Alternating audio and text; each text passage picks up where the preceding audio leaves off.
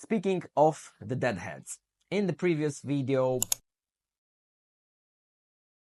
we had the best scenario possible that could have happened. The broker and their customer fairly covered our deadhead. To break it down, they paid $2,500 for their 1,090 loaded miles, which came to about 2.3 per mile. A pretty good load out of that area given the circumstances we were in. We had about 200 miles deadhead, which was quite considerable, and I was asking for the same rate per mile compensation for the deadhead as for the loaded miles.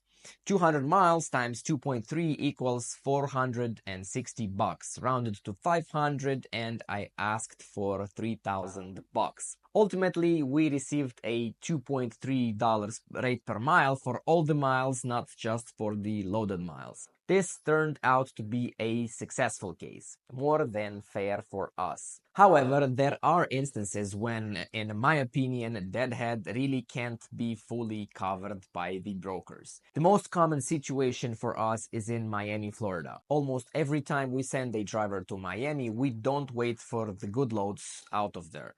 Instead, we prefer to move empty to at least Jacksonville rather than take a cheap load at $1 per mile. There are about 350 miles that no one will ever compensate for you, but you can balance your average rate per mile with the further loads. Or consider when you delivered a load, let's say in Des Moines, Iowa. Then you decide to deadhead 170 miles to Davenport, Iowa to reach a better area. Once you're in Davenport, you might take a 300-mile load for $900, which is a $3 a mile load. You can't really assign the same value to the empty miles as you do to the loaded miles. You came empty on your own initiative to a better area to pick up a better load. So, deadheads should be counted, but it's very relative when and how to count them.